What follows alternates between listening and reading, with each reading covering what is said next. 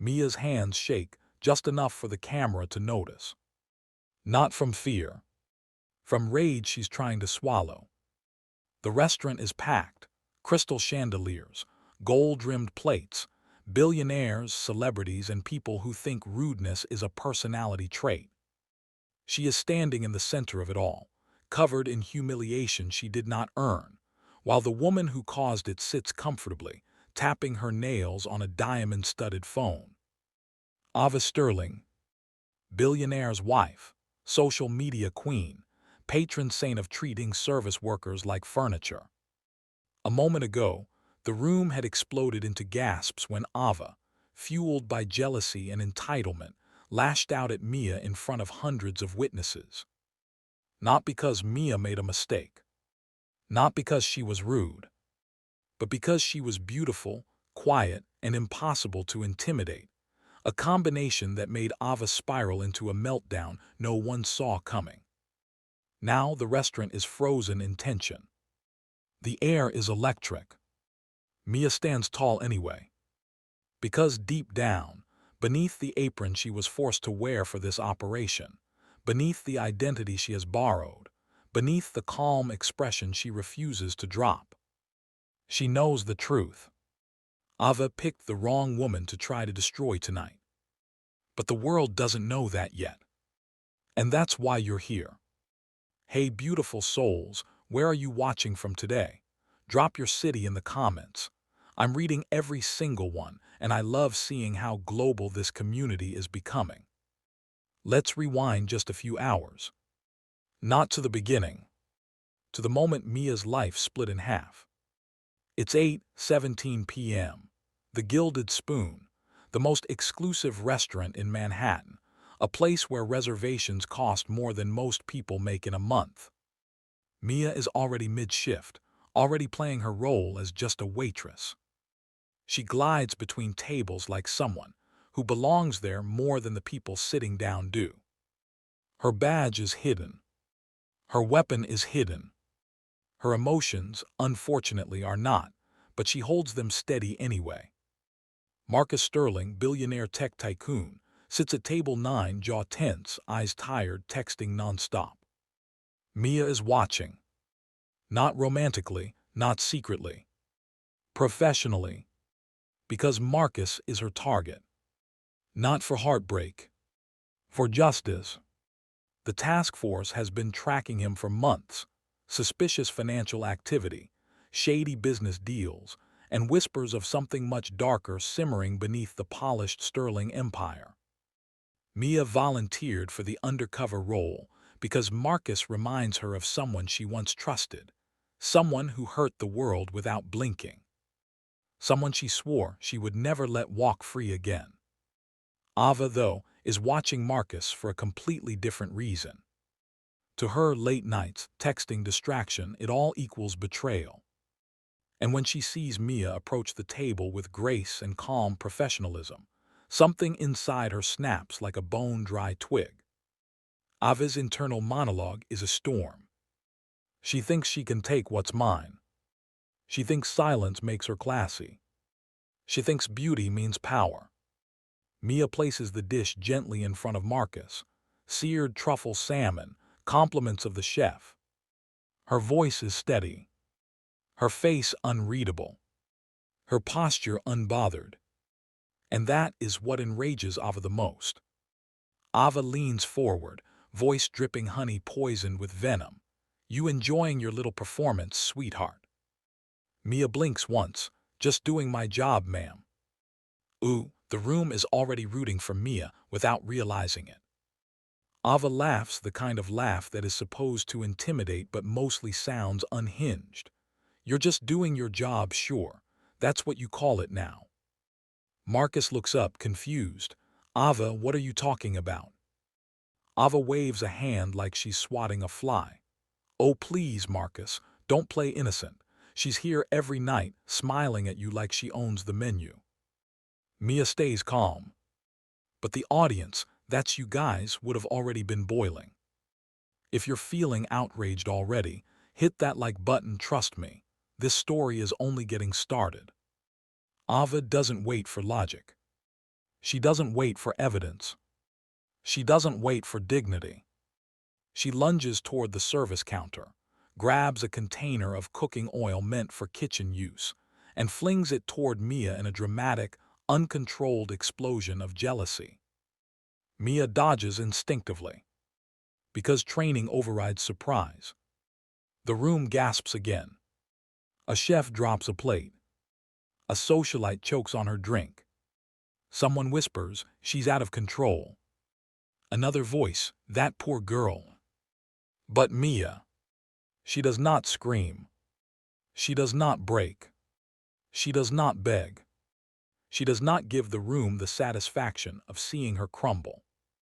Instead, she reaches beneath her apron, fingers brushing the communication device hidden there, a silent signal to her team.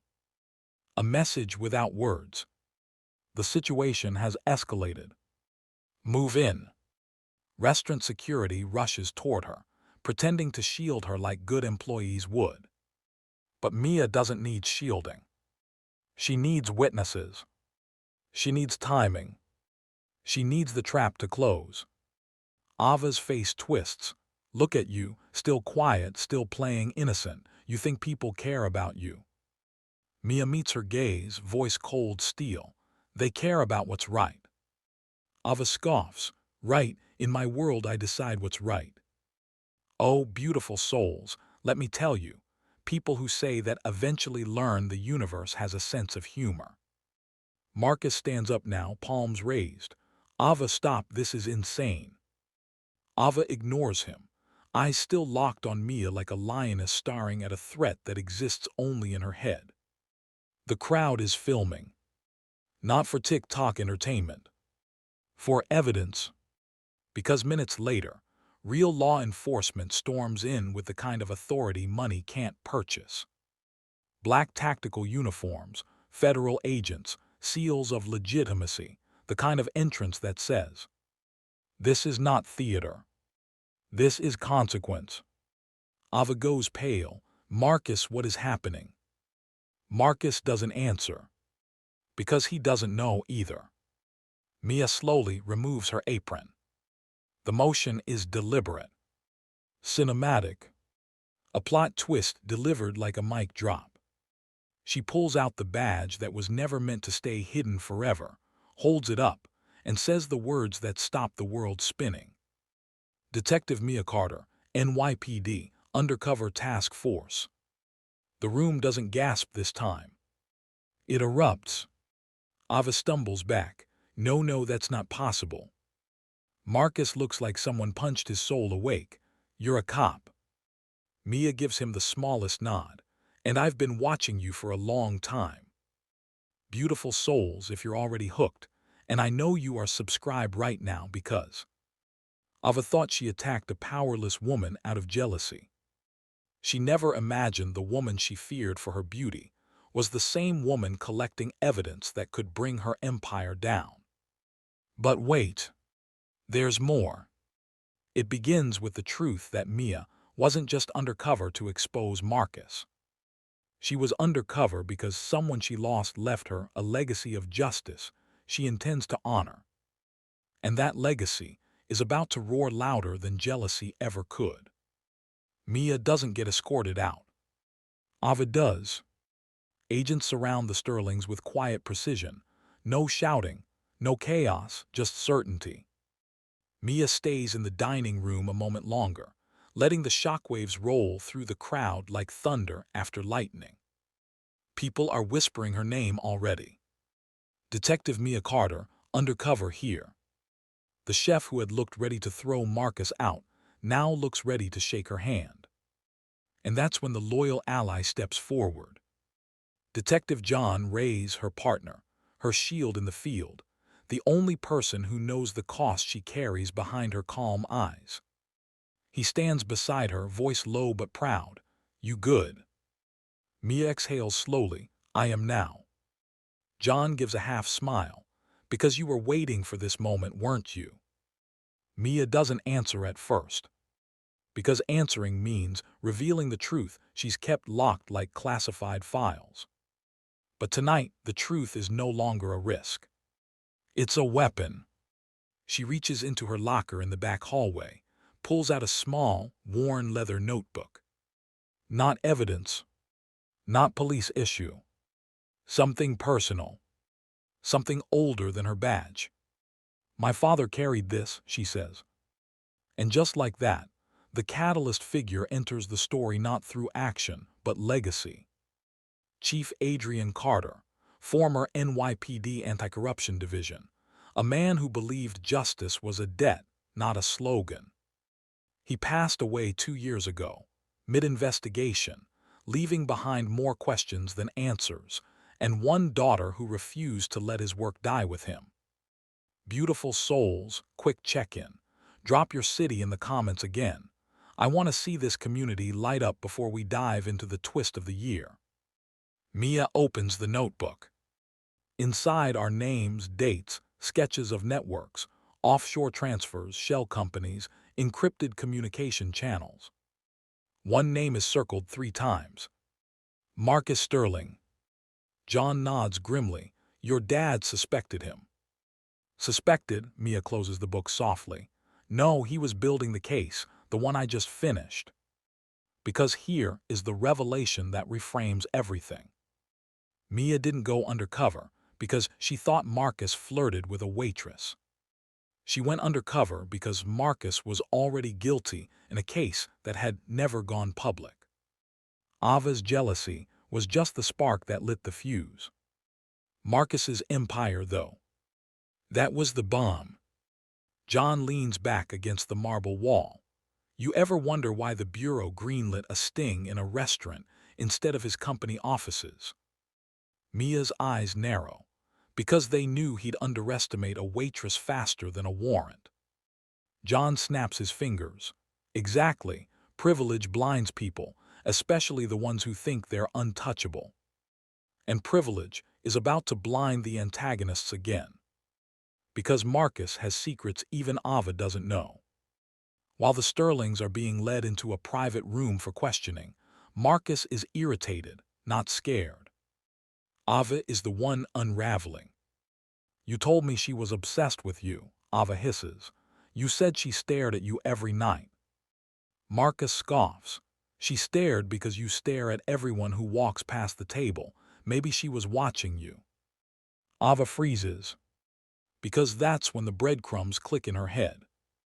The beauty, the silence, the stillness under pressure, the way she didn't flinch, the way security moved too fast, the way law enforcement arrived too conveniently. She had misread every signal. John watches from the doorway, arms crossed, listening to their whispers, letting the audience, you guys, taste the satisfaction early. But Mia knows the case isn't over. Marcus built his empire on public influence and private fraud. But he has a weakness no one expected. A man who owns half the city shouldn't be afraid of anything. But Marcus is afraid of exposure. Not arrest. Not losing money. Losing narrative control. Because what the public believes is the only currency he can't manipulate once the truth spreads faster than he does. Mia sits at a small table with John now, blueprints of the next phase laid out, metaphorical and literal. We strike while the story is loud, she says. Ava gave us outrage. The crowd gave us witnesses. My father gave us the roadmap. Now we give the public the truth. Audience moment, listen closely, beautiful souls. If this story is hitting you the way I think it is, you're going to want to subscribe right now, because the power dynamic has already flipped, and ACT3 is where the trap snaps shut. John taps a file folder labeled Project Silverfall. Marcus thought the operation was about a jealous wife attacking a waitress. Ava thought it was about protecting her marriage. The public thought it was another rich woman abusing power. But the truth, it's bigger. It's systemic. It's calculated. And Mia has something Marcus never prepared for. Training he can't buy. Evidence he can't erase. A father's unfinished mission. A public audience he can't silence. and a partner who will walk into fire with her if needed.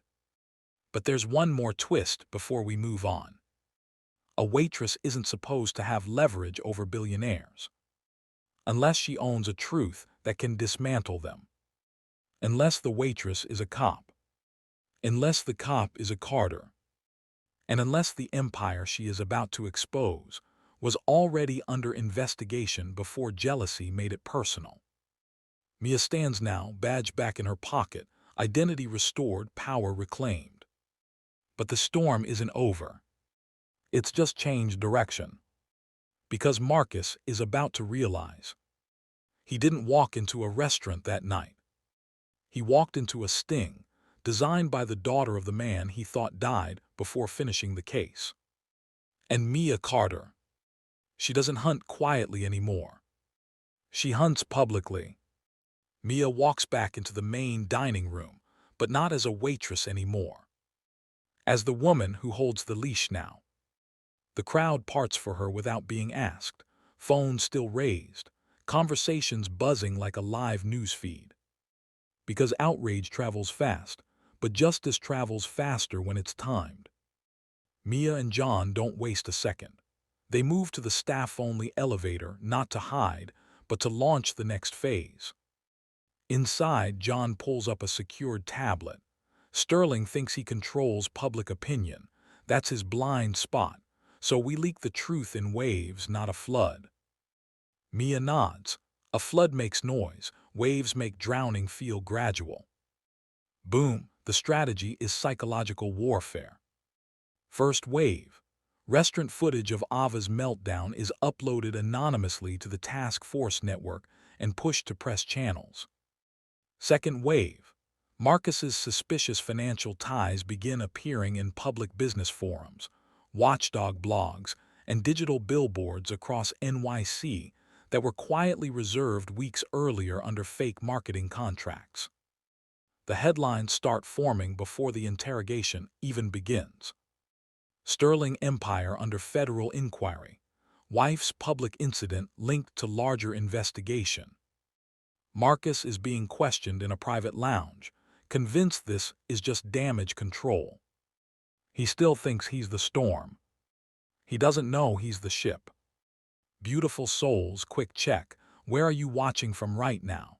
Drop your city. We're officially global investigators at this point. Now Marcus gets cocky. Let me guess, he sneers at the agents. You're enjoying the show my wife put on, because I assure you I can fix public perception faster than you can process paperwork. Agent Harper calm, unimpressed. You can spin rumors, Mr. Sterling. You can't spin evidence. Marcus smiles anyway, because the arrogance is peak right before the fall. Meanwhile, Mia and John step into the restaurant's hidden basement kitchen, the nerve center of Project Silverfall. It looks like a prep station, pots, spices, chef uniforms. But a wall panel slides open to reveal a command hub with screens showing live data. Offshore accounts, board member communications, illegal contract trails, encryption cracks, and a countdown timer labeled Public Disclosure Sequence. Mia whispers to the screen like she's speaking to her father's ghost. You started this. I finish it. Legacy amplifier activated. Because the trap is built from his notes, his theories, his instincts, upgraded with modern tech and Mia's unshakable resolve. John presses a button. Another story loop opens. The notebook pages digitized into a searchable database begin unraveling Marcus's empire like pulling thread from expensive fabric. And then the confrontation begins. Marcus is escorted back into the dining room for public reassurance. He expects applause, sympathy, narrative control. He gets Mia standing center stage with a warrant folder in hand. Ava is beside him now, trying to look composed, but failing like someone whose soul forgot the script. Marcus frowns. Detective Carter, care to explain why my name is trending on Times Square right now? Mia opens the folder gently. Not theatrical. Ceremonial. Marcus Sterling, she says, you built your empire on silence. Unfortunately for you, silence is where cops listen best. The crowd shivers. Because this is no longer a scene. This is sentencing in slow motion. Truth Bomb 1. Project Sterling AI funding was routed through unregistered defense contracts. Truth Bomb 2. You've been operating a data harvesting network disguised as philanthropy. Truth Bomb 3. Your board has been cooperating for weeks, some willingly, some unknowingly. Marcus stiffens, and you think you can prove this. Mia taps her pocket where the notebook used to be. Already did. You just didn't know who was serving the table. Boom. Victim right arrow, hunter right arrow, executioner of truth. The room erupts in comments, whispers, gasps, and moral alignment. Ava whispers, Marcus, why do they sound so prepared? Mia hears it. She leans in slightly. Because this wasn't jealousy that exposed you, Ava. It was your timing, my preparation, and his guilt. Marcus tries to step forward. This is defamation. John steps beside her, voice loud now so the audience gets their emotional cue. No, Marcus, this is confirmation. The countdown timer on the screen hits 02:00 minutes until the next disclosure wave. But then the unexpected crisis hits. A chef upstairs accidentally triggers the building-wide fire suppression system during the commotion. Not dangerous for Mia, she moves instantly. But dangerous for the operation's timing. The countdown pauses, screens glitch, power flickers. Marcus laughs, thinking the universe just handed him plot armor. Oh, beautiful souls, he says mockingly to the crowd. Looks like justice needs electricity after all. Mia doesn't laugh. Because this is the first moment, the audience might actually fear the plan derailing. The lights go dark for a moment. The lights are out, and for the first time tonight, Mia feels the ground tilt. Not because she's weak, but because the plan was built on precision timing, and chaos just punched a hole in it. The basement command hub flickers, screens rebooting like confused witnesses waking from a blackout. The countdown is frozen. Backup power hasn't kicked in yet. Upstairs, the restaurant is buzzing in confusion. Some guests think it's part of the drama. Others think it's a technical failure. Marcus, he thinks it's his escape window. He whispers to Ava, smug and unfiltered now, see, even the law bows when the grid does. Ava swallows hard, because deep down she knows this isn't a win. It's just a pause before judgment breathes again. Mia and John crouch beside the main server, trying to force the system back online manually. John mutters, of all nights for a power failure. Mia's jaw tightens. No, this isn't bad luck. This is the universe asking if we're sure we want this fight.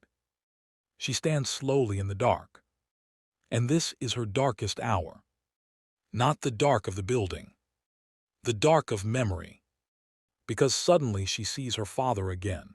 Not the chief, not the legend, just the man who used to make pancakes at midnight and tell her.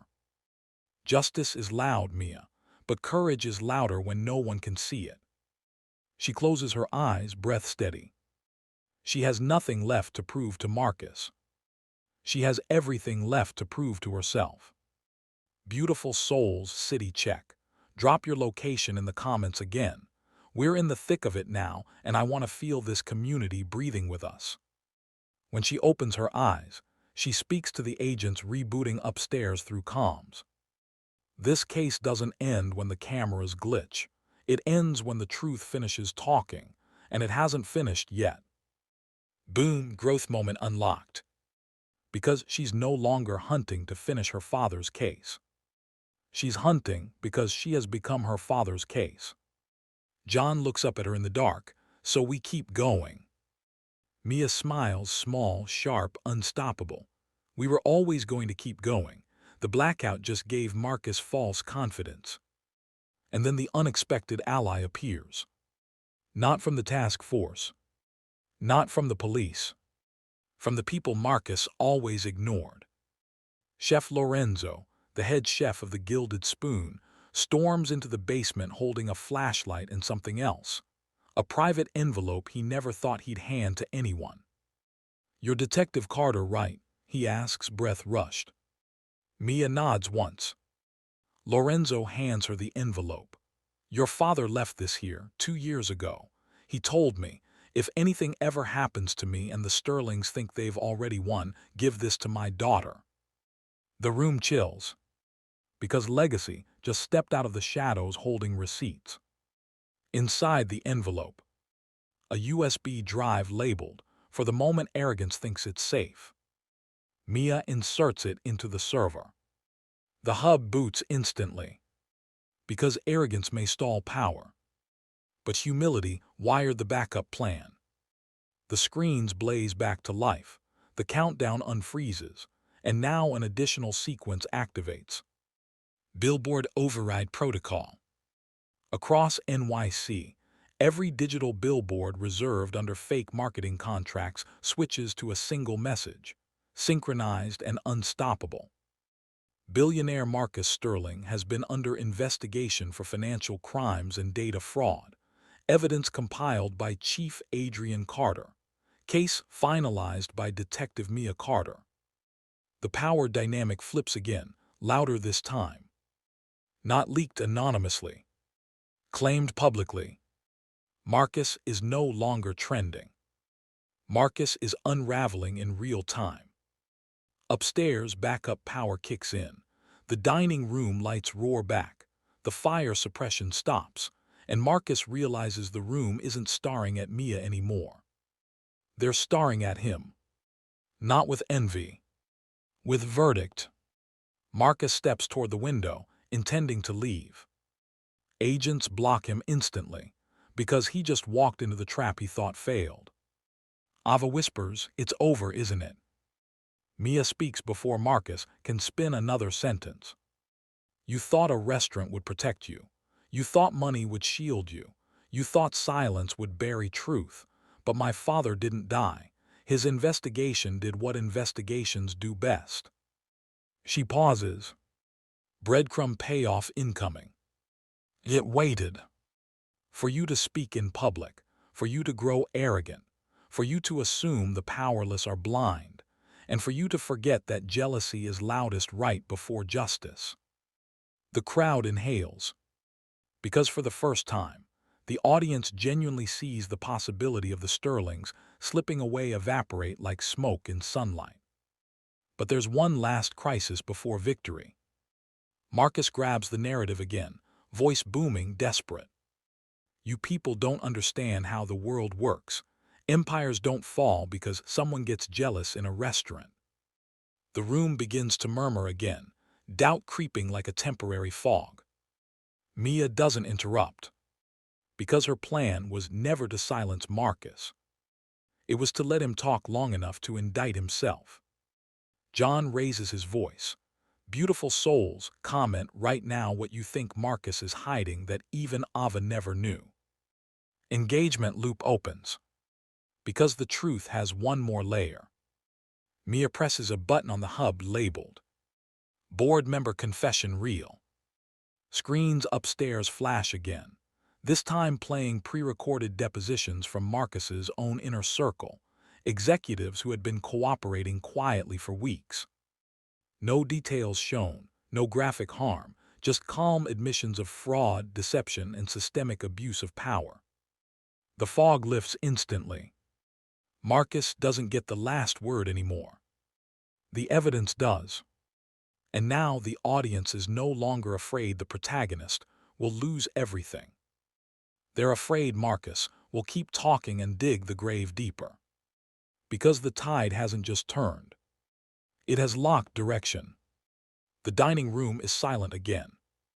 But this time, it's a silence Marcus can't weaponize. It belongs to the truth. Marcus Sterling, billionaire, innovator, media darling, stands stiff under the glare of 100 cameras and a dozen federal agents. His empire isn't collapsing behind closed doors. It's collapsing in public resolution. Ava Sterling, once dripping arrogance like perfume, looks small now. Not powerless, not pitied, just exposed to consequence for the first time in her life.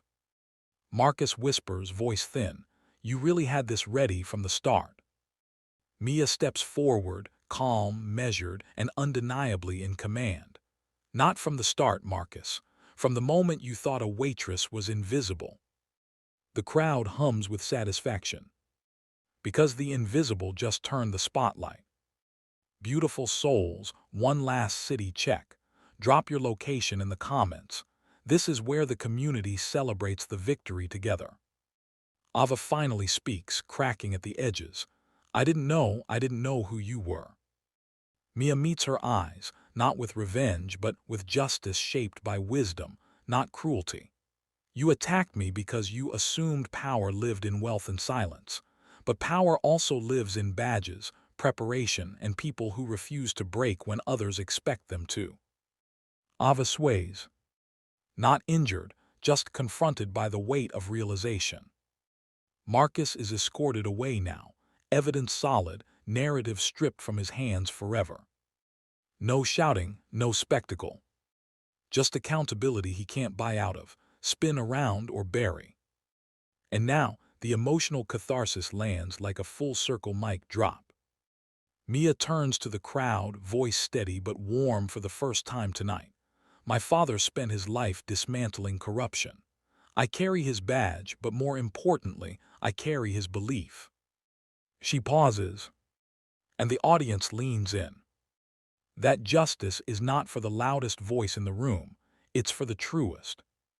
The crowd breaks into applause. Not for a billionaire. For the woman who refused to crumble. For the daughter who finished a case the world never knew was open. For the cop who stepped out of the shadows wearing evidence instead of oil. Mia Carter is no longer the underestimated protagonist in crisis. She is the standard. John nudges her shoulder with a grin. "Told you waves were better than floods." Mia smiles. "Floods destroy, waves expose, there's a difference." Boom, theme callback complete. The operation's fallout spreads across the city in the following days. Not graphically, not dangerously, just dramatically and publicly. Marcus's illegal contracts are voided. His board is audited.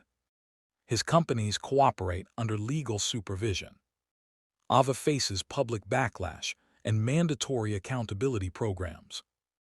The Sterling name becomes a case study, not a power symbol. But Mia doesn't walk away into luxury or ego. She walks into purpose. Because revenge stories go viral. But justice stories stay remembered. She uses the evidence funds reclaimed from Marcus's fake philanthropy to launch something real. The Carter Foundation for Service Worker Protection and Justice Training, offering legal defense resources, anti-bias education, and community policing internships for young people who want to help others responsibly. Teens included but safely, with mentorship not danger. Mia stands at the ribbon-cutting ceremony weeks later. No apron, no disguise, no shadow identity. Just a badge, a building, and a legacy continued. She speaks to a group of students, eyes shining with the same fire her father once carried. You don't need billions to matter. You need preparation, integrity, and the courage to stand when someone expects you to kneel. Beautiful souls, comment right now who your underdog justice hero is.